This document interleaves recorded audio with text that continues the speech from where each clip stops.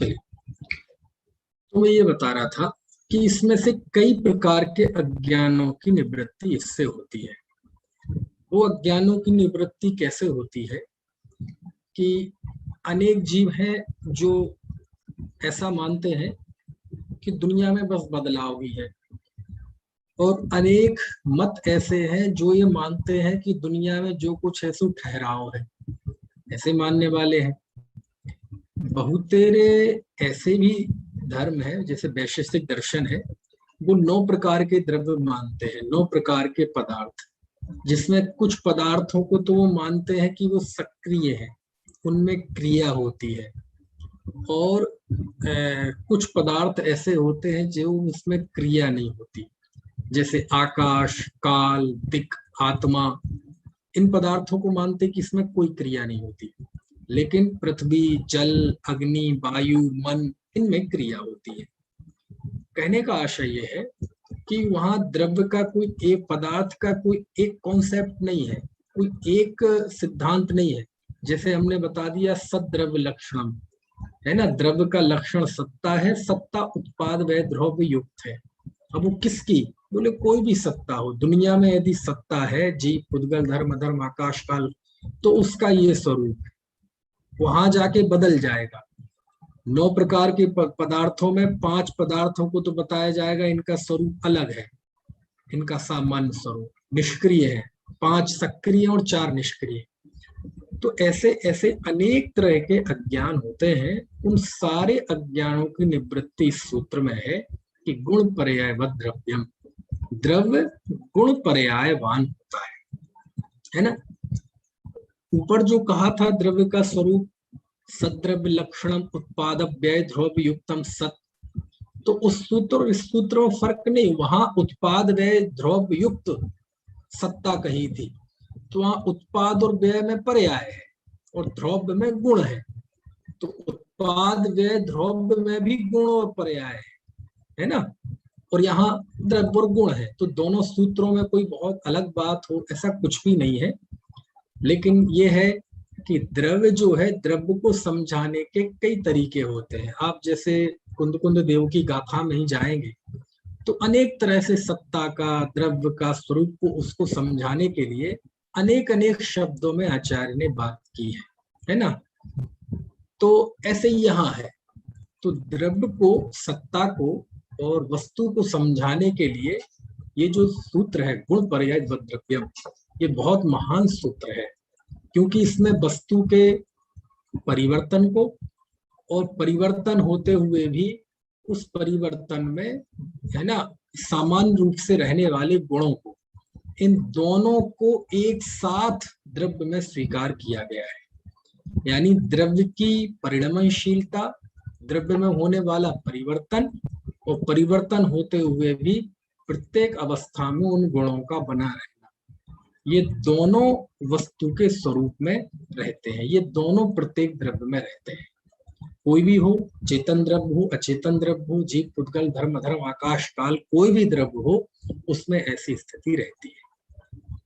अब क्या होता है कि जैसे ये तो अभी हमने जैनेतरों की बात की, जैनेतरों में ऐसी बहुधा इसी तरह की मान्यताएं हैं कि कोई केवल क्रिया को मानता है, कोई वस्तु की स्थिरता को मानता है ना, कोई पदार्थों में ही भेद कर देता है कि ये सक्रिय है, ये निष्क्रिय है।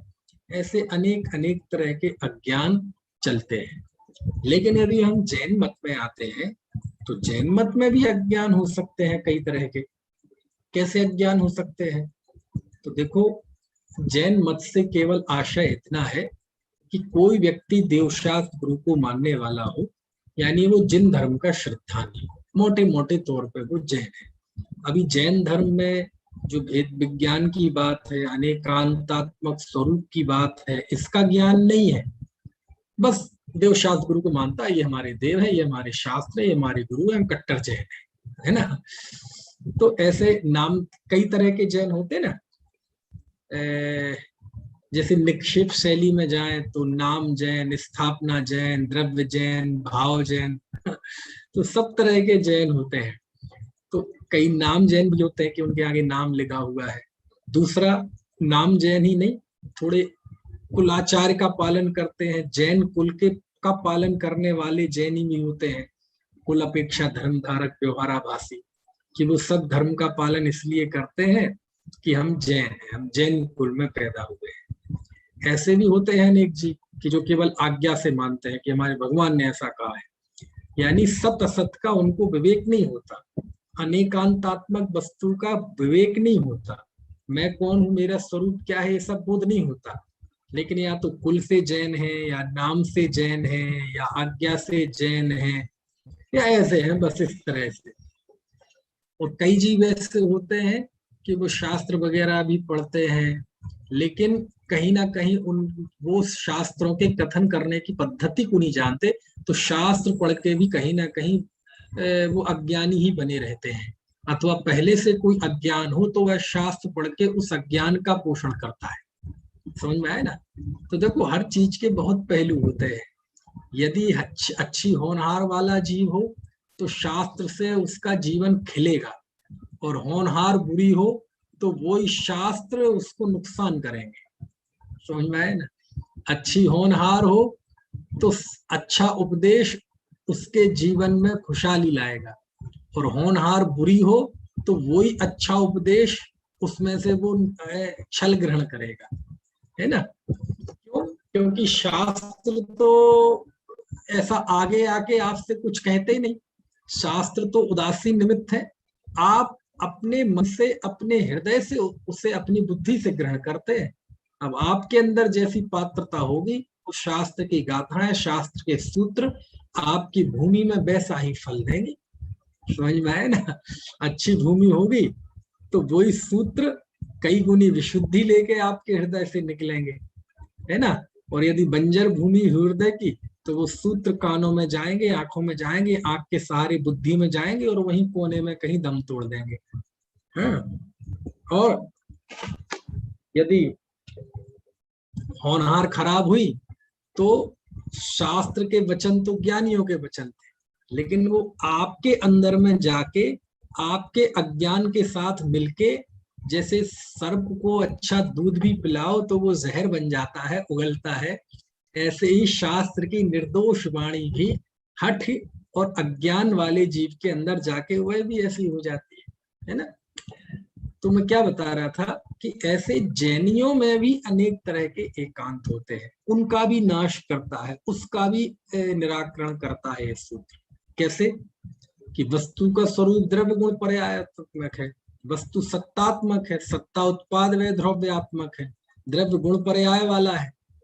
अब ये जो वस्तु का स्वरूप है अनेकांतात्मक स्वरूप है, तो हमारे जैनों में भी ऐसे जीव हो सकते हैं कई, और हो सकते नहीं हैं।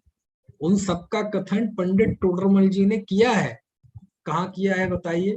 पंडित टोडरमल जी ने मोक्षमार्ग प्रकाशक के 7वें अध्याय में 4 प्रकार के जैनाभासों का वर्णन किया, क्योंकि मोक्षमार्ग प्रकाशक में उपलब्ध 9 अध्याय है, 9 अधूरा है, पूरा ग्रंथ ही अधूरा है।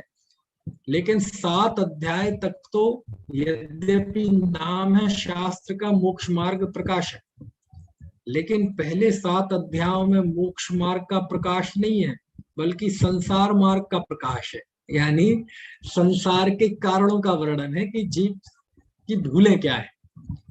तो 6 अध्याय तक तो सामान्य जीव की भूल है, उसमें जैन अजैन का भेद नहीं है। लेकिन 7वें अध्याय में जिन भूलों की बात है वो बड़ी स्पेशल है, जो खास क्वालिटी के कुछ मिथ्या दृष्टि जीव होते हैं, उनका वर्णन है उसमें, है ना? जो बाउंड्री के बाहर तक के जो जीव थे वो तो 6वें अध्याय तक थे, लेकिन 7वें अधिकार में जिन मिथ्या दृष्टियों का वर्णन है ये बाउंड्री के अंदर है, तो पढ़ते हैं ऐसे जीव के लिए वो लिखा है।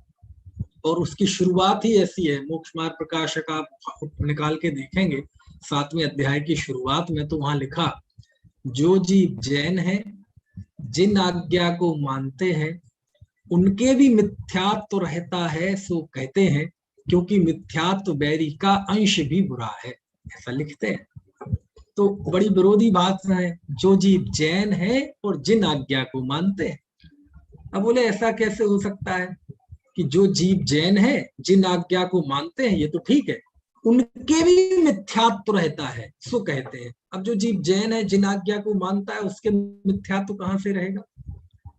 तो कहते रहता है, वो ही तो मानता है कि मैं जिन आज्ञा को मानता हूं, हकीकत में तो नहीं मानता ना, है ना। तो अब ऐसे जैनियों में भी अनेक मिथ्यात्व होते हैं। जैसे जैनियों में कोई ये मान ले कि द्रव्य में पर्याय तो होती नहीं है, मैं तो पर्याय से रहित हूँ, है ना, पर्याय तो परद्रव्य है, पर्याय और मेरा तो अत्यंता भाव है। अब ऐसा कोई मान ले तो क्या गलती है इसमें, समझ में आया ना।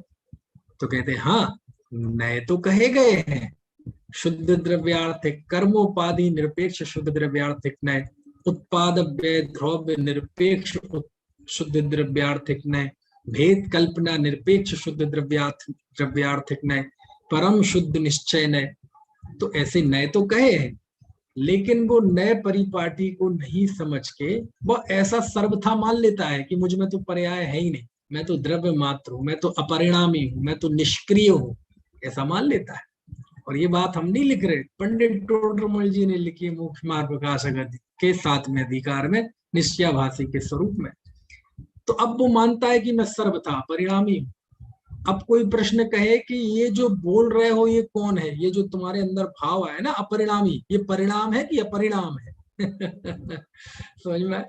तो ऐसे मान लेते, ऐसे बहुत तेरे जीव ऐसे हैं कि यदि उनको पर्याय की बात कर दो तो वो करंट सा लगता है, पर्याय की बात करने से जैसे मिथ्यात्व खड़ा हो जाएगा, जैसे अनंतानुबंधी कषाय खड़ी हो जाएगी। ऐसा नहीं है, है ना। वस्तु का स्वरूप गुण पर्याय वाला है, द्रव्य गुण पर्याय, इनका स्वरूप बहुत तन्मयता से समझना चाहिए। भिड़त्थि बिड़ा परिणाम, भिड़त्थि बिड़ा परिणामम अत्तो अत्थम बिड़े है परिणामो। प्रवचन सार की गाथा है कुंद कुंद देव की। अर्थ परिणाम के बिना नहीं होते और परिणाम अर्थ के बिना नहीं होते, दोनों अनन्य है। कभी ऐसा नहीं होगा हम शब्दों में भले ही कर दें, है ना, द्रव्य पर्याय को अलग अलग, बिल्कुल ऐसा अलग अलग जैसे पूर्व और पश्चिम हो, लेकिन ये हमारी कल्पना है। कभी वस्तु में द्रव्य पर्याय अलग अलग नहीं होते, कभी द्रव्य गुण पर्याय अलग अलग नहीं होते। हाँ, दृष्टि की अपेक्षा मुख्यता गौणता चलती है, और मुख्य गौण की अपेक्षा जो कथन आते हैं कभी कभार हम उसको सर्वथा समझ लेते हैं। और यही कारण है कि फिर जैनियों में भी एकांत खड़े हो जाते हैं, है ना। मैं तो अपरिणामी हूँ, अपरिणाम की बात कर दो तो मिथ्या दृष्टि हो जाओगे आप। ऐसा नहीं है, समझ में आया ना। द्रव्य कभी परिणाम के बिना नहीं होता। तो फिर ऐसा क्यों कहते हैं पज्जय मूढ़ा ही पर समया। हाँ, पर्याय मूढ़ को मिथ्या दृष्टि कहते हैं, क्यों, क्योंकि जो अपने आप को मनुष्य त्रेंच देव नार की मानता है वो मूर्ख है, अज्ञानी है। वहां पर्याय मूर्ता के नाम पे ये जो मनुष्य त्रेंच देव नार की गोरा काला, इस पर्याय की बात है। इस पर्याय में जो एकत्व बुद्धि है उस पे हमारा ध्यान नहीं जाता, और भेद से भिन्न पर्याय भेद से भिन्न। जबकि आज तक किसी जीव की परेशानी ये नहीं है कि वो गुण भेद को अपना मानता है, केवल ज्ञान तो है ही नहीं, उसको क्या अपना मानेगा। उसकी मूल बीमारी तो ये है कि वो अपने आप को मनुष्य मानता है, गोरा काला मानता है, और इसी जीव को कहा है पर्याय मूल। और ये गोरा कालापन तो पुद्गल की पर्याय है, समझ में आया ना। तो इस पर्याय से भेद विज्ञान कराया है, और वो तो अपरिणामी की धुन लगा के बैठे। तो कहते तो है अपरिणामी, हाँ अपरिणामी कहते हैं, लेकिन उस अपरिणामी की एक विवक्षा है कि उसमें किसी भी तरह का परिणाम भेद नहीं है ना। वो कोई कहे कि मैं तो परिणाम के बिना ही होता हूं, तो कहते ये तुम्हारा एक काल्पनिक द्रव्य है, क्योंकि हकीकत में तो कोई द्रव्य परिणाम के बिना होता ही नहीं है। परिणाम ही में द्रव्य झांकता है, परिणाम से भिन्न कभी कोई द्रव्य आपको दिखाई नहीं देगा। अरे 12वें गुण स्थान में भी जीव को आत्मा दिखाई नहीं देता। 12वें गुण स्थान वर्ती जीव भी, है ना, जो कि वितरागी हो चुका है, उस जीव को भी वहां आत्मा आगम प्रमाण है। आगम प्रमाण है यानी वहां भी उसने आत्मा का निर्णय आगम से कर रखा है, समझ में है। स्वानुभव प्रत्यक्ष आनंद का प्रत्यक्ष वेदन होता है। तो इस तरह की यदि अज्ञान हमारे अंदर हो तो उसकी भी निवृत्ति सूत्र में है, क्योंकि एक एक सूत्र जो है वो अनेक प्रकार के बाहर वालों के हो और चाहे बाउंड्री के अंदर वालों के, समझ में है ना ऐसा है। ठीक है, अब देखो ऐसा मोटा मोटा समझो आप, जैसे हमने कोई भी हमारा परिणाम हुआ, तो ये परिणाम हमारा है कि नहीं है? बोले नहीं है। अच्छा, आपका नहीं है तो इसके फल में दुख आपको ही क्यों मिलता है, दूसरे को क्यों नहीं मिलता? इस पुद्गल को क्यों नहीं मिलता? फल आपको मिलता है और कहते हैं हमारा परिणाम नहीं है। राग द्वेष आपके परिणाम है कि नहीं है? नहीं, बोले हमारे ही है।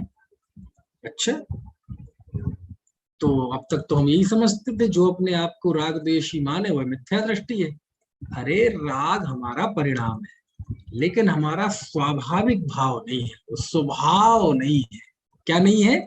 स्वभाव नहीं है राग रूप परिणमन करना। राग रूप परिणमन ये पर के साथ संयोग हम करते हैं तो ये राग रूप परिणमन होता है। ये हमारा ही परिणमन है, ये स्वीकार करना पड़ेगा। यदि ये स्वीकार नहीं करेंगे तो आप तत्व ज्ञानी नहीं है, क्योंकि तत्व में 7 तत्व हैं और 7 तत्व में आश्रव बंध तत्व है। और आश्रव बंध किसके होता है? पुद्गल के होता है, ये जड़ पदार्थों के होता है, जीव के होता है। तो फिर उससे भिन्न क्यों कहते हैं कि हाँ राग राग में ही परिणमित होता हूं राग रूप, लेकिन ये मेरा स्वभाव नहीं है, ये मेरा स्वाभाविक परिणमन नहीं है। यदि इसे अपना परिणाम नहीं मानेंगे तो भी अज्ञान है, और इसे स्वभाव के अंदर प्रवेश दे देंगे तो भी अज्ञान है। समझ में आया ना? यदि इसे आप जीव का परिणाम नहीं मानेंगे तो आश्रव बंध तत्व निर्मित नहीं होंगे, और इसे स्वभाव मान लेंगे तो जीव तत्व निर्मित नहीं होगा। समझ में आया ना? आप कल्पना करो कि ये राग द्वेष के परिणाम हमारे नहीं है, हमारे हैं नहीं, पुद्गल के हैं नहीं, और हैं क्या कहा? हमने मान लिया ये राग द्वेष के परिणाम हमारे नहीं है, और पुद्गल को पड़ी नहीं है राग द्वेष करने की, और परिणाम है क्योंकि वो हैं भी, अनुभव में भी आ रहे हैं, उनका फल भी दिख रहा है, उससे होने वाला दुख भी दिख रहा है। आपके है नहीं, पुद्गल के है नहीं, तो ये राग द्वेष कषाय नाम के कोई अलग द्रव्य है क्या? 7वां द्रव्य है क्या? बोले नहीं नहीं भैया, वस्तु का स्वरूप बहुत शांति से, बहुत गंभीरता से समझना चाहिए। पहले ये स्वीकार करो कि ये राग द्वेष मैंने किए हैं, क्योंकि यदि ये स्वीकार नहीं करोगे तो पौरुषहीन हो जाओगे। क्यों हो जाओगे? जब है ही नहीं तो फिर उठापटक क्यों? फिर तो खत्म है बात। फिर राग द्वेष से रहित मैं हूं, फिर इस चर्चा की बात क्यों? ये भी, इस चर्चा की भी जरूरत नहीं है, फिर आत्मानुभूति की भी जरूरत नहीं है ना? फिर भेद विज्ञान की भी जरूरत नहीं है। क्यों है जरूरत जब राग द्वेष? अरे सारा पुरुषार्थ भेद विज्ञान का, स्वरूप लोपलब्धि का, स्वरूप सन्मुखता का, ये सारा पुरुषार्थ सुखी होने के लिए ही तो होता है। और सुखी होने के पहले ये स्वीकार करना पड़ता है कि मैं दुखी हूं, मैं दुख का करता हूं, उस दुख को भोगता हूं। ये स्वीकार करना पड़, इस स्वीकार के बिना आप मुक्ति मार्ग में एक कदम नहीं बढ़ सकते, तो स्वीकार करना पड़ेगा पहले। लेकिन इस स्वीकार करते हुए भी ये भी स्वीकार करना पड़ेगा कि ये मेरा स्वाभाविक भाव नहीं है। राग रूप परिणाम ये मेरा स्वाभाविक भाव, यदि राग रूप राग करना मेरा स्वभाव हो जाएगा तो फिर 3 काल में भी कभी जीव वीतराग भाव रूप परिणमन नहीं कर पाएगा। यदि कषाय करना मेरा स्वभाव हो जाएगा तो मैं कभी कषाय का नाश नहीं कर पाऊंगा। इसलिए कषाय होना मेरा स्वभाव नहीं है। लेकिन ये जो परिणामों में कषाय हो रही है ये मेरी ही हो रही है, इसका कर्ता भी मैं हूं और इसका मैं भोक्ता भी मैं हूं। नहीं, कर्ता तो मैं नहीं, भोगता हूं। ऐसा कैसे हो सकता है? कर्ता नहीं है लेकिन उस कषाय का क्लेश हम भोग रहे हैं, ऐसा कैसे हो सकता है? कर्ता भी हूं, भोक्ता भी हूं, तो फिर किस रूप में कर्ता नहीं हूं? ये मेरा स्वाभाविक भाव नहीं है, स्वभाव रूप से मैं इसका कर्ता नहीं हूं, है ना? इसका कर्ता कौन है फिर? बोले जब स्वभाव की तरफ से देखते हैं तो इसका कर्ता पुद्गल कर्म है। तो एक अनेकांतात्मक वस्तु का स्वरूप कभी नहीं भूलना, कभी नहीं भूलना, क्योंकि सारी बातें जो हम बात करते हैं ना उमाकांत जी, जो हम बात करते हैं सब अजैन धर्म में है, सब अजैनों में मिल जाएगी। मन वाणी से परे आत्मा, सब दूसरे धर्म के शास्त्रों में भी मिल जाएगा, है ना? शरीर से भिन्न, विकार से भिन्न, है ना? क्रिया से भिन्न इसका निष्क्रिय परम तत्व ब्रह्म। ये सारी चर्चा अजैनों में भी मिल जाएगी। हम जो जो जैन धर्म की चर्चा करते हैं वो सब अजैन धर्म में मिल जाएगी। पर्याय की भी चर्चा, द्रव्य की भी चर्चा, गुण की भी चर्चा, नित्यता की भी चर्चा, अनित्यता की भी चर्चा, सब मिल जाएगी। फिर फर्क क्या रहा उस चर्चा और हमारी चर्चा में? बस फर्क ये है कि हमारे यहाँ वस्तु को अनेकांतात्मक स्वीकार किया गया है ना? इस रूप में स्वीकार किया गया है कि ये राग द्वेष जीव के हैं भी और नहीं भी। उसमें होते हैं इसलिए उसके हैं, लेकिन उसके स्वाभाविक भाव नहीं है इसलिए उसके नहीं है। अब ये है और नहीं, ये दोनों एक साथ अनेकांतात्मक स्वरूप में होते। पर ऐसा नहीं है कि ये बहुत आसान है। देखो आप ज्यादा दूर मत जाइए। अब कई मुझे रेफरेंस ध्यान आ रहे हैं, एक छोटा सा रेफरेंस दे देता हूं मैं। समय सार की आत्मख्याति का तीसरा कलश, आचार्य अमृत चंद लिखते हैं, उसका मैं हिंदी बोल देता हूं ताकि आपको जल्दी समझ में आ जाए, क्योंकि मैं ज्यादा उसमें समय नहीं लगाना चाहता। यद्यपि मैं तो शुद्ध मात्र चैतन्य मूर्ति हूँ, फिर भी परिणति मलिन हुई है मोहोदय से। परम विशुद्धि को पावे यह परिणति मेरी, समय सार की आत्मख्याति नामक व्याख्या से। अब देखो दोनों बातें एक साथ स्वीकार कर रहे हैं कि यद्यपि मैं शुद्ध चिन्ह मात्र मूर्ति हूं, लेकिन मोह के उदय से मेरी परिणति में भी मैल है। तो मैं चाहता हूं कि मैं परम विशुद्धि को प्राप्त हूं। कौन? मैं, दूसरा नहीं कोई। तो अब तो कह रहे थे मैं शुद्ध चिन्ह मात्र मूर्ति हूं, फिर ऐसा क्यों कह रहे हैं कि मेरी पर्याय में है? गुरुदेव नहीं कहते थे बधाजी भगवान छे, बधाजी भगवान था, भूलेला भगवान छे। अब भगवान है तो भूला हुआ क्यों? तो देखो स्वीकार किया ना। अच्छा, ये जब गुरुदेव कहते थे भूलेला भगवान छे, तो ये एक जीव के लिए कहते थे कि दो जीव थे? क्यों जी? ये एक जीव के विषय में बात है कि दो जीवों के विषय में बात है? कि भगवान अलग है और भूला हुआ कोई जीव अलग है, और दोनों को एक साथ मिला के कह रहे भूला भगवान, भूलेला भगवान छे। क्यों जी जयंत भाई, ये दो जीव है कि एक जीव है? एक जीव है। कोई जीव भूला हुआ है और कोई जीव भगवान है। अब देखो कितना बैलेंस है, गजब बैलेंस है। समझ में आया ना? ये होता है अनेकांतात्मक स्वरूप। भूला हुआ वो स्वीकार करते हैं और भगवत पना भी स्वीकार करते हैं। समझ में आया ना? भगवत पना मेरा स्वभाव है, शाश्वत स्वभाव है, और भूला हुआ ये भी मेरा कुछ समय की भूल है मेरी भूल, किसी दूसरे की नहीं है। क्यों? क्योंकि उसका यदि दूसरे की भूल होगी और मैं उसका फल भोग रहा हूं, ऐसा कैसे हो जाएगा? भूल तो कोई और कर रहा है और मैं फल भोग रहा हूं, ये अन्याय है कि प्रकृति में? नहीं, वो भूल मेरी है, ये स्वीकार करना पड़ेगा। यदि स्वीकार नहीं करोगे तो आश्रव बंध तत्व की श्रद्धा नहीं होगी। फिर छेड़ालाकार ये नहीं लिख पाएंगे आश्रव दुखकार घनेरे, है ना? तो इसलिए जितने जितने सब तरह के अज्ञान, जो जो जिस जिस तरह की ग्रंथि हमारे मन में बैठी हो, वो इन सूत्रों के जरिए निकाल देनी चाहिए। क्या होता है दरअसल आपको बताएं, मेरा जो आकलन है, सब तरह के जीवों से मिलता हूँ, सब तरह की लोगों की मनोवृत्ति से पाला पड़ता है। हम मालूम क्या करते हैं? हम जिनवाणी सुन के कब प्रसन्न होते हैं सुनील कांत जी? हम तब प्रसन्न होते हैं जिनवाणी सुन के कि जैसा हम मानते हैं कोई वैसा सुनाए, तब प्रसन्न होते हैं कि नहीं? हमें वक्ता भी वही पसंद आता है कि जो हमारे मन का सुनाए, जो हम चाहते हैं वो सुनाए। आपको पता है, जिनवाणी यदि कोई शास्त्र बांच रहा है, तो तब की बात कर रहा हूं, दुनिया की बात नहीं कर रहा हूं। यदि सामने शास्त्र है और सामने उसके श्लोक सूत्र गाथाओं की व्याख्या चल रही है, तो आप ये मन बना के बैठे कि इसमें से वो बात निकलेगी जो मैं नहीं जानता, या वो बात निकलेगी कि जो मानता हूं उससे उल्टी पड़ेगी, सुनने मिलेगी हमें। जो भी मैं शास्त्र की बात सुनूंगा उससे मुझे धक्का पहुंचेगा, मेरे अज्ञान को धक्का पहुंचेगा। जब हम शास्त्र सुने तो ये बात मानकर चले कि जो भी विवेचन आने वाला है ये हमारे कहीं ना कहीं हमारे अंदर के अज्ञान को ठेस पहुंचाएगा। हमें थोड़ा दुख होगा सुन के, हमारी थोड़ी ग्रंथियां टूटेंगी, ऑपरेशन होगा, फोड़े के साथ ये गाथाएं छेड़खानी करेंगी।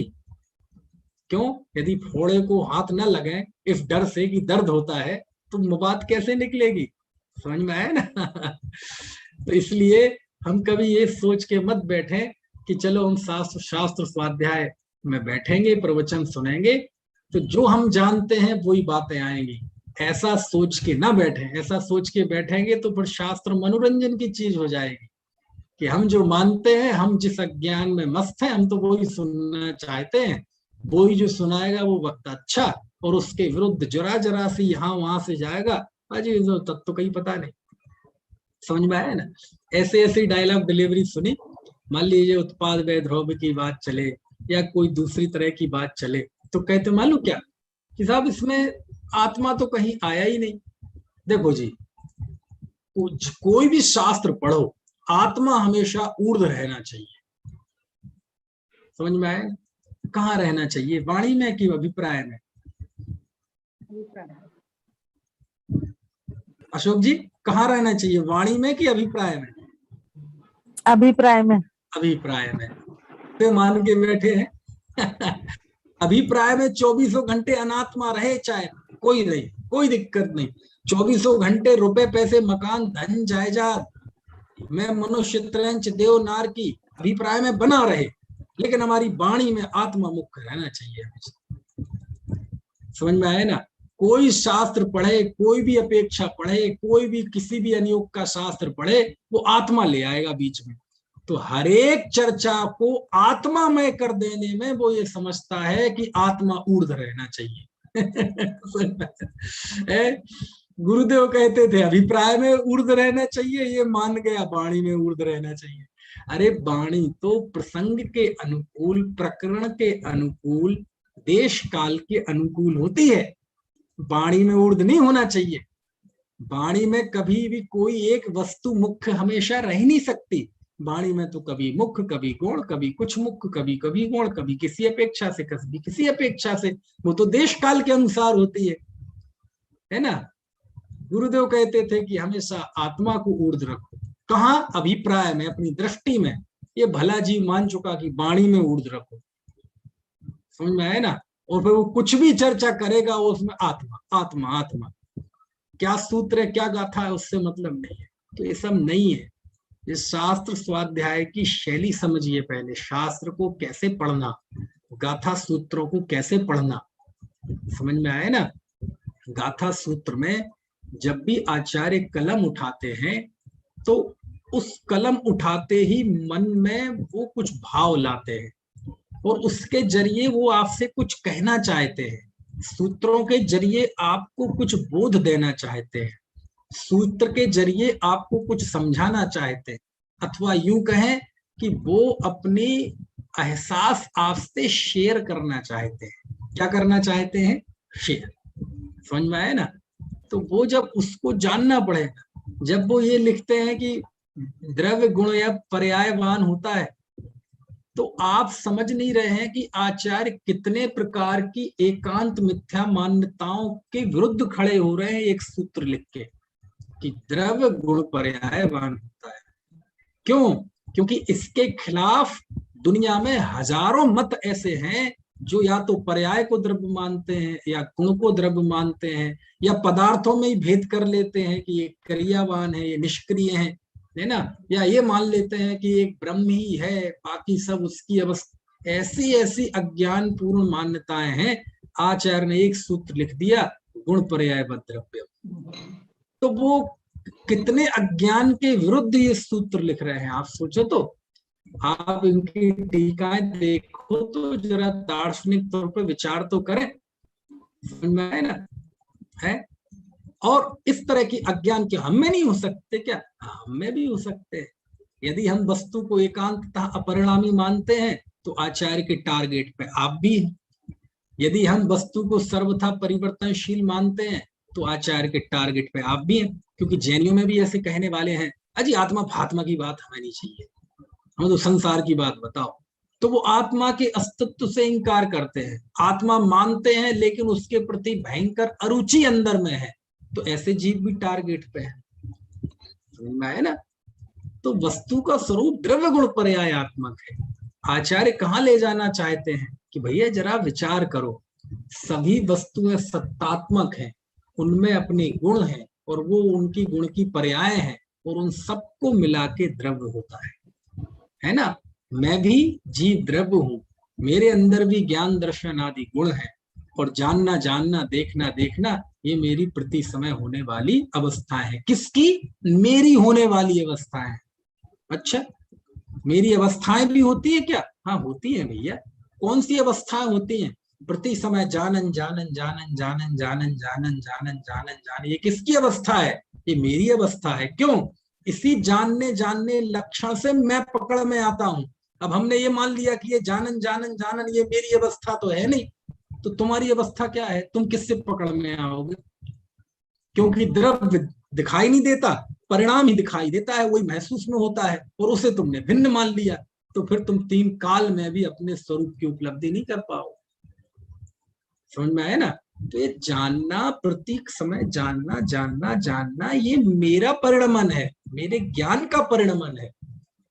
ज्ञान की प्रतिपल उठे तरंग, झांकता उसमें आत्म राम। समझ में आया ना।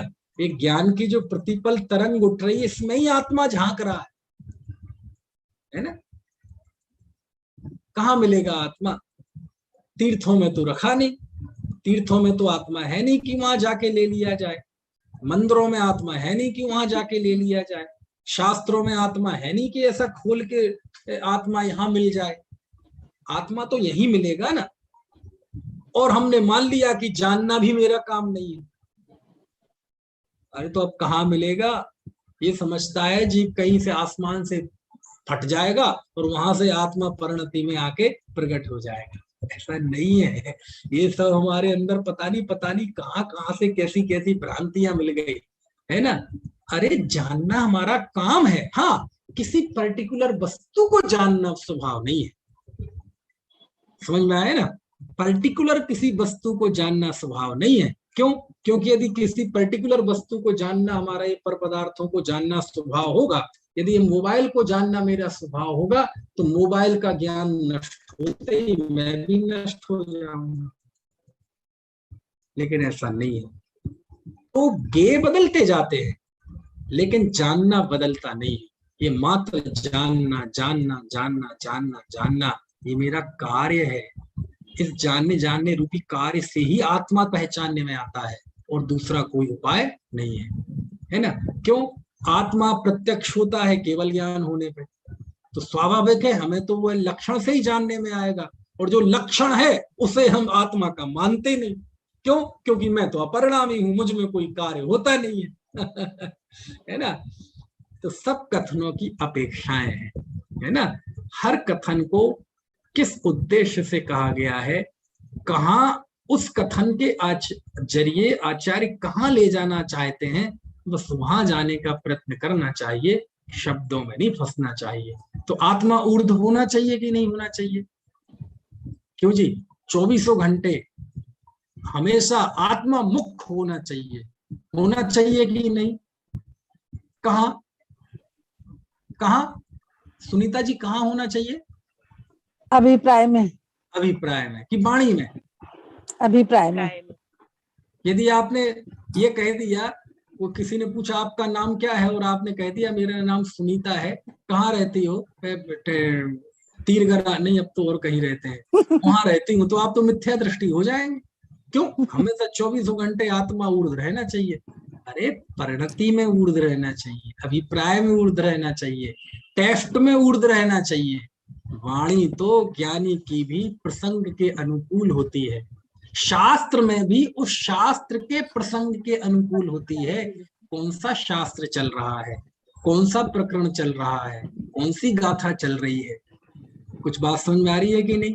गोमट सार, मान लीजिए गोमट सार, चलो अभी तो हम तत्वार सूत्र पढ़ रहे हैं, अभी अगला ही मेरे समझ से कल चर्चा आ जाएगी, आश्रय तत्व का विवेचन चलेगा, और आश्रय तत्व के विवेचन में मैं बताऊंगा कि नहीं कि जीव कितने कर्मों का आश्रय करता है, कैसे भाव होते हैं तो कैसे कर्म बनते हैं, है ज्ञानावरण कर्म का आश्रय कैसे होता है, दर्शनावरण का आश्रय कैसे होता है, मोहिनी कर्म का आश्रय कैसे होता है, मैं बताऊंगा, आप सुनेंगे कि नहीं? और मैं वहां ये चर्चा लेके बैठ जाऊं कि आत्मा में तो आश्रय होता ही नहीं है, तो हाँ हो सकता है सुनने वाला तारीफ करे, हाँ देखो तत्वार्थ सूत्र में भी भगवान आत्मा, आत्मा निराश्रय भी है। लेकिन ये न्याय नहीं है, ये शैली नहीं है एजनागम की, ये स्यादवास शैली को नहीं जानते हम पता नहीं हमारे मन में क्या बैठ गया है जयंत भाई कि हम वाणी बदलना चाहते हैं, बस क्या बदलना चाहते, वाणी में आत्मा ऊर्ध रहना चाहिए, और वो भी कब, जब प्रवचन कर रहे या सुन रहे तब। ऐसा नहीं है, जो गुरुदेव कहते हैं ऊर्ध आत्मा, हमेशा ज्ञानी को तो आत्मा ही ऊर्ध रहता है, वो वाणी की बात नहीं है, वो आपकी दृष्टि की बात है, वो आपके अभिप्राय की बात है, वो आपकी सोच की बात है, वो 24 घंटे होना चाहिए, शास्त्र पढ़ते समय भी, नहीं पढ़ते समय भी, यहां तक कि सोते समय भी। तो जहां होनी चाहिए उस तरफ पुरुषार्थ नहीं है, और वाणी जो कि प्रसंग के अनुकूल होती है, कभी कुछ मुख, कभी कुछ मुख, कभी कुछ मुख, कभी कुछ मुख, वहां 24, वहां आत्मा को रखना चाहता है हमेशा मुख, और वो भी प्रवचन में, बाकी समय नहीं। समझ में आया ना? ऐसा नहीं है, है ना? जहां आचार्य अभिप्राय पे चोट करते हैं तो वहां हमें अभिप्राय सुधारना चाहिए, वाणी तो, है ना? अच्छा बताओ, क्या कहते हैं, एक बार एक भाई थे, तो प्रशिक्षण शिविर, वो ग्रुप शिविर लगता है ना 35-40 जगह, तो विद्वान थे, तो उमाकांत जी उनसे कहा वैसा 35-40 जगह शिविर लगा रहे हैं, तो आप विकृति हो तो हम चाहते हैं कि आप बाहर जाएं। बोले अब तो हमें अंदर जाना है जी, बाहर कहीं नहीं जाना। तो ज्ञानी को तो आत्मा हमेशा ऊर्ध रहता है, देखो हो गया ना ऊर्ध। अब बताओ जवाब सही था कि गलत था? ट्रेन में जाओ और टीटी आए, हाँ जी कहाँ से आए हैं? अजी मैं तो कहीं से नहीं आया। कहाँ जाना है? अजी कहीं नहीं जाना, मुझे तो अपनी आत्मा में जाना है। अरे नहीं कहीं से तो आए हो गए। नहीं वैसे तो देखा जाए तो मैं निगोद से आया हूँ जी। अच्छा ये निगोद कौन सा स्टेशन है जी? ये तो हमारी लिस्ट में कहीं है ही नहीं। कहाँ जाना है जी? मोक्ष जाना है। ये स्टेशन भी नहीं है भाई, तुम कोई दूसरी ट्रेन पकड़ ली तुमने। अरे ये ऐसा नहीं है, ये सब हमारे, है ना, पागलपन होता है दिमाग में, है? समझ में आया ना? अरे अभिप्राय में ऊर्ध होना चाहिए, किसी भी समय ये बात भूलने लायक नहीं है कि मैं एक शुद्ध चिद्रूप सत्ता हूँ। वाणी, वाणी तो प्रसंग के अनुकूल होती है, जिस देश काल में है वहां के अनुकूल होती है, जिस परिस्थिति में है वहां के अनुकूल होती है।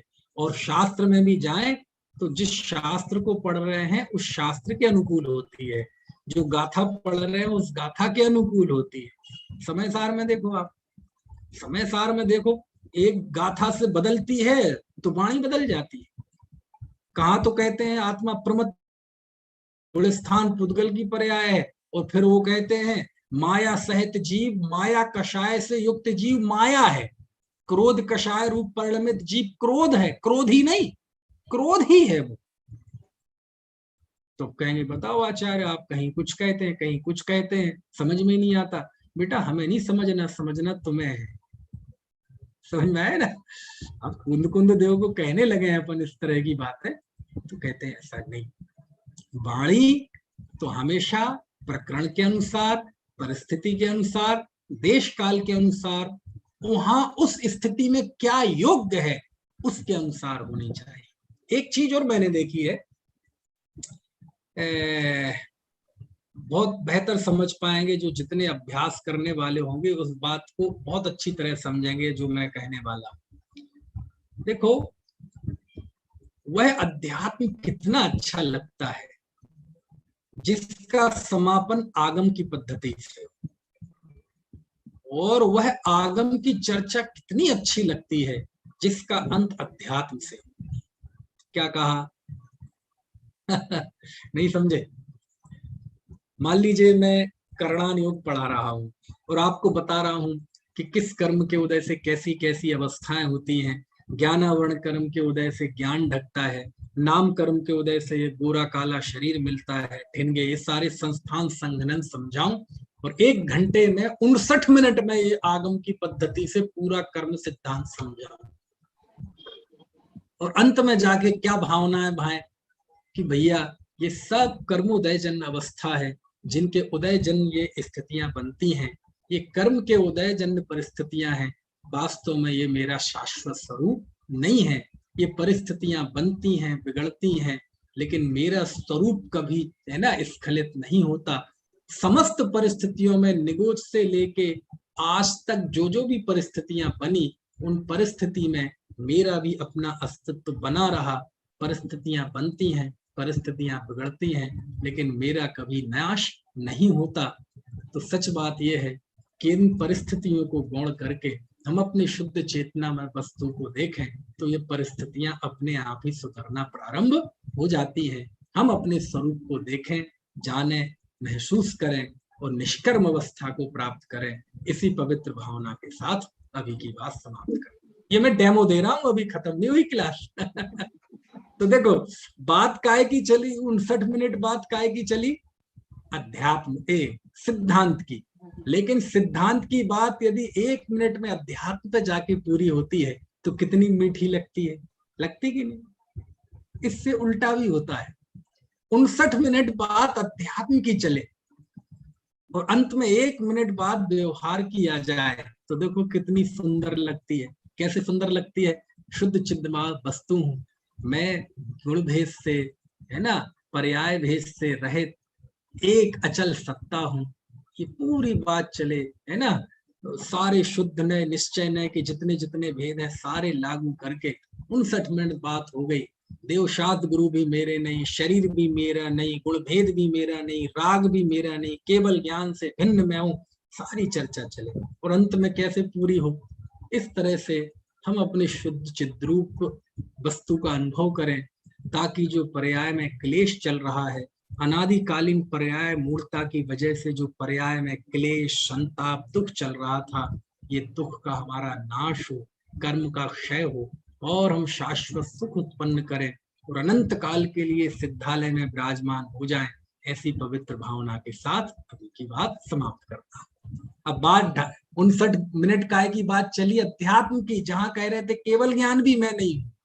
अंत में जाके आगम पे बात समाप्त हो जाए, सिद्धांत पे बात समाप्त हो जाए तो कितनी मिठास आती है, बताओ। कुछ बात समझ में आ रही है कि नहीं? तो कहने का चर्चा कौन सी मीठी है, अध्यात्म की कि सिद्धांत की?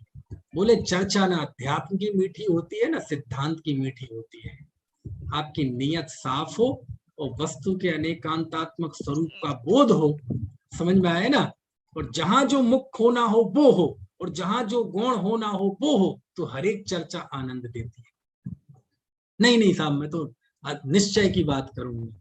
देखो आप देखो, आज मैं थोड़ा सा यहाँ वहां हो रहा हूँ विषय से, लेकिन बात वही चल रही है, चिंता मत करो। गुण पर्याय द्रव्य कि वो कहाँ कहाँ बार करता है वो सूत्र।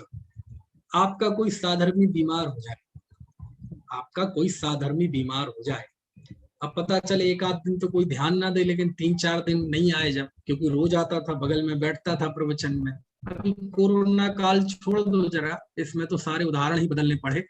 लेकिन समझ लो आम दिन है, तो अब क्या करें? तो कस्बों में लेके निभ जाता है, शहरों में तो ज्यादा नहीं निभ पाता। तो भैया क्या हुआ? बोले उनकी तो तबीयत खराब है।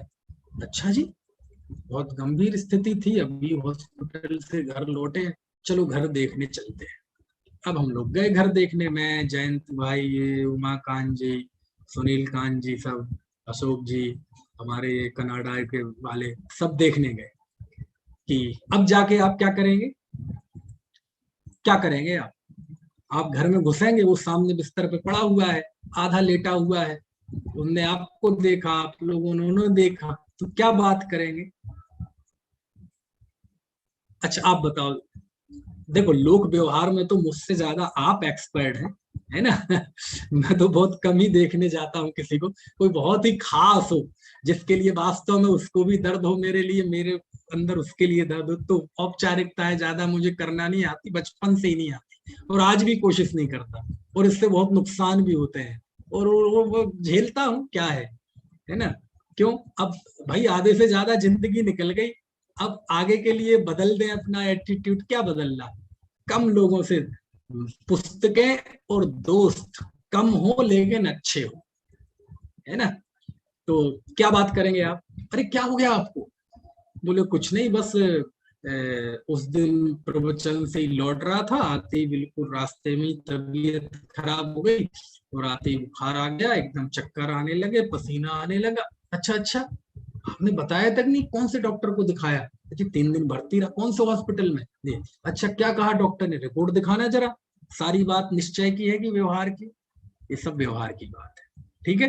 अरे हमें तो आप दिखे नहीं, तो चिंता सी हो गई, क्योंकि मान लीजिए मैं बकता हूं तो मैं भी यही कहूंगा, आप, मेरा भी ध्यान जाता था कि भाई अशोक जी नहीं दिख रहे, है ना, रमेश जी नहीं दिख रहे, जो भी नाम काल्पनिक नाम ले लो, ऐसी बात चलती थी। हो गई ना 5 मिनट औपचारिकता, कौन से डॉक्टर, पर्चा दिखाओ, ये हीमोग्लोबिन कम है, ये है, ये है, ये है, और ब्लड प्रेशर अब नॉर्मल आ गया, पहले काफी ऊपर आ गया था, शुगर होगा, सब बात हो गई, है ना। चलो फिर क्या होगा? चलो अब तो आप क्या करते हैं? तो बोले बस वो आपके व्याख्यान सुन रहा था। क्या चर्चा आई? बोले 186वीं गाथा चल रही थी। अब यहाँ से बात शुरू हुई, क्योंकि असली रिश्ता तो यही है ना, ये रिश्ता तो ऐसे भी हो जाता है किसी के भी। अब बात चलेगी। देखो भैया, ये तो शरीर की स्थिति है, ये तो जिस समय जन्म हुआ था उसी समय एक माथे पे मौत की तारीख लिख कर आए थे। जिस द्रव्य की जो पर्याय जिस समय होनी होती है वो होती रहती, कोई बदल नहीं सकता। और ये शरीर तो वैसे ही आपदाओं की, बीमारियों की, रोगों की जड़ है। एक अंगुल शरीर में 96 रोग होते हैं। हमारे मुनिराजों को देखो, कितनी कितनी भयंकर विपत्तियां आई, लेकिन वो समता भाव में स्थित रहे। चिंता मत करो, स्वरूप का चिंतन करो, पर्याय। अब देखो ये चर्चा कितनी अच्छी लग रही है, लग रही ना, लग रही ना। अरे रोग आत्मा में नहीं है, शरीर में है। मैं आत्मा हूं, शरीर नहीं। ये तो पड़ोसी को रोग हुए हैं। ये अब तक तो चर्चा प्रारंभ हो गई। अच्छा ये आते ही साथ होती तो कैसी लगती? आते ही साथ घर में घुसे और शुरुआत, अरे यार तुम पढ़े हो, ये तो शरीर है, आत्मा तो इससे भिन्न है। कैसी लगती है चर्चा? नहीं लगती, बुरी लगती ना। तो कैसे कहते हो कि आध्यात्मिक चर्चा मीठी होती है?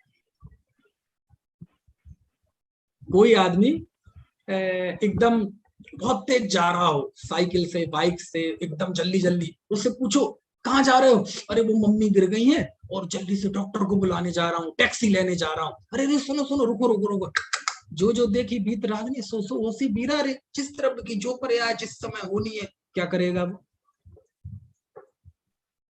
सनक जाएगा, है? सनक जाएगा, सनक जाएगा। तो अध्यात्म की चर्चा मीठी कैसे हुई? आप तो परमार्थ की बात कर रहे हैं। जगह के हिसाब से होना चाहिए। यदि परमार्थ की बात मीठी है तो हर समय हर परिस्थिति में मीठी लगनी चाहिए ना। और उस समय आपने कहा अरे अरे आप आप माँ को देखो, मैं लाता हूँ टैक्सी, अथवा मैं अपनी कार निकालता हूँ। हाँ हाँ भाई साहब निकाल लीजिए।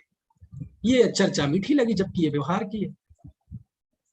चर्चा की मिठास और चर्चा की कड़वाहट तो प्रसंग और अप्रसंग निर्णय करते हैं उसका। समझ में आती है बात की नहीं है? व्यवहार से बात शुरू हुई थी, अब साधर्मियों के बीच में चर्चा चल रही, 1 घंटा बीत गया। अब जब उस बीमार को देख के जाने लगे, तो अभी तो कर रहे थे कि शरीर इसकी चिंता मत करो, अपने परिणामों की चिंता करो, और परिणामों की भी चिंता छोड़ दो, ये ध्यान करो कि मैं तो एक शुद्ध चिद्रूप वस्तु हूं, ये शरीर पड़ोसी है। अब जाने का वक्त आ गया, बैठी थोड़ी रहेंगे, तो क्या बात करेंगे? हाँ तो भैया ध्यान रखना, किसी भी तरह की कोई दिक्कत हो तो रात के 2 बजे भी फोन कर देना, आप चिंता बिल्कुल मत करो, है ना। और भाभी जी आप परेशान मत होना, है ना। हम लोग आ जाएंगे आपकी मदद के लिए, और ये हमारी श्रीमती, ये बहन जी आ जाएंगी, आपका भोजन बन जाएगा। आप हॉस्पिटल में भी कोई किसी भी तरह की कोई दिक्कत ना मानना आप, अच्छा, पैसे ऐसे की कोई बात हो तो बताओ। लो, अच्छा ये चर्चा मीठी लगी कि खराब? देखो, व्यवहार से शुरू हुई थी, बीच में परमार्थ आया और अंत में विदाई हो गई। तो कौन से व्यवहार से विदाई हो गई? समझ में आया ना? अच्छा, मीठी लगी, तीनों ही बातें मीठी थी ना? क्यों थी? अरे चर्चा में मिठास और कड़वाहट ये चर्चा निर्णय नहीं करती, ये प्रसंग निर्णय करता है कि आपका प्रसंग कौन सा है। आत्मा ऊर्ध यहाँ रखना है, यहाँ यहाँ यहाँ अंदर में, चर्चा में नहीं रखना है। हम चर्चा में ऊर्ध रखना चाहते हैं, दिक्कत तो यही है। और अभिप्राय में तो संसारी बसाए रखना चाहते हैं। अभिप्राय को तो बिल्कुल उसे, उसका संरक्षण करते हैं, उसका संवर्धन करते हैं, उसे पोषते हैं, पालते हैं। अंदर के अभिप्राय को कि मैं मनुष्य हूं, गोरा हूं, काला हूं, मैं सेठ हूं, ये अनुभूति मेरी खत्म ना हो जाए, नहीं तो मैं तो मर जाऊंगा। अपने इस अज्ञान को तो पोषण करना चाहते हैं, अंदर में पालना चाहते हैं उस सांप को। समझ में आया ना? हम बदलना क्या चाहते हैं? केवल वाणी बदलना चाहते हैं, वाणी बदलना। समझ में आया ना? तो ये मैं क्यों बता रहा हूँ, ये किस प्रसंग में बात आ गई कि मैं तो अपरिणामी हूँ, मैं तो अपरिणामी हूँ। तो ये जो है तो परिणाम की बात कर दो तो झुंझला जाता है, उसे लगता है गृहीत मिथ्यात्व हो गए। ऐसा नहीं है। इतने तरह की ग्रंथियां, इतने तरह के अज्ञान हमारे अंदर बैठे हैं, वो सारे अज्ञान निकलने चाहिए इन सूत्रों के जरिए, है ना? पर्याय, मैं तो पर्याय नहीं हूं, मैं तो द्रव्य हूं। द्रव्य पर्याय के बिना होता नहीं है भैया। समझ में आया? तो फिर क्यों कहते हैं पर्याय? अरे पर्याय भेद से देखने पे विकल्प की उत्पत्ति होती है, इसलिए पर्याय के भेद की तरफ से स्वयं को मत देखो। मैं स्वद्रव्य क्षेत्र कालमयी एक अखंड सत्ता हूं। समझ में आया ना? उसमें पर्याय भी आ गई। पर्याय मतलब कोई एक विवक्षित पर्याय नहीं, ये जो पर्यायों का सिलसिला है पूरा, है ना, अनादि अनंत, वो सब उसमें शामिल है। तो राग राग, अच्छा ईमानदारी से बताना, बिल्कुल ईमानदारी से। मैं कह रहा हूं, अभी ये भूल जाना कि इतनी देर से हम बात कर रहे हैं। यदि हम सब अपने आत्मार्थियों के बीच में कहें कि क्यों जी राग का कर्ता कौन है, तो आपका जवाब क्या होगा? हम स्वयं है। मैं हूं। ऐसी ऐसी स्थिति है जयंत भाई, यदि मैं कहीं चला जाऊं ना किसी जगह और कोई पूछ ले कि राग का कर्ता कौन है, और मैं कह दूं राग का कर्ता जीव है, तो मुझे 8वें नरक में भेज दिया जाएगा। है ना? ऐसा ऐसा नहीं है भैया। राग के आप ही हो, आप ही उसके कर्ता हो, लेकिन वो मेरा स्वभाव नहीं है, स्मरण करने लायक नहीं है, आश्रय करने लायक नहीं है। जैसे घर में लेटरिन बाथरूम होती है, वो उसका बैनामा आपका ही है, उस पे आपका ही नाम लिखा है, वो आपके ही प्लॉट का, आपके ही घर का हिस्सा है। कभी आपसे पूछा जाए कि आपका घर कितने गज का है, तो आप वो 4-6 गज की जो टॉयलेट है उसे हटा के बोलते हैं? नहीं, हमारी है, लेकिन वो याद करने लायक नहीं है, स्मरण करने लायक नहीं है, ठहरने लायक नहीं है। उसमें जाते भी हैं तो मजबूरी में जाना पड़ता है। समझ में आया ना? ऐसे ही राग द्वेष कषाय मेरे ही परिणाम है, मेरे ही परिणामों में होता है, मोह के उदय से होता है। यद्यपि पुद्गल उसमें बाह्य कारण है ना, पर के संयोग करने से होता है, लेकिन राग द्वेष परिणाम मेरा ही हुआ है। क्यों? क्योंकि इसके फल में दुखी भी तो मैं ही होता हूँ, लेकिन ये मेरा स्वभाव नहीं है। मेरा स्वभाव तो मात्र जानना है, मेरा स्वभाव तो मात्र देखना है, मेरा स्वभाव तो सुखी होना है, दुखी होना मेरा स्वभाव नहीं है। तो ये स्वभाव में उनकी अस्वीकृति, यदि स्वभाव में स्वीकृति हो जाएगी तो उसके नाश का उपाय क्यों करेगा? और पर्याय में भी स्वीकृति नहीं होगी तो उसके नाश का उपाय क्यों करेगा? है ना? ऐसा अनेकांतात्मक स्वरूप है कि परिणाम वस्तु परिणाम के बिना नहीं होती, परिणाम वस्तु के बिना नहीं होता, दोनों अनन्य होते हैं, द्रव्य गुण पर्याय वाला होता है। ठीक है, चलिए।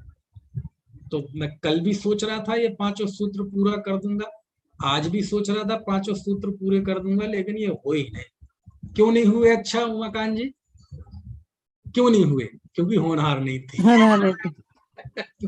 चलो बाकी की चर्चा कल करेंगे, अभी जिनवाणी स्तुति करते हैं।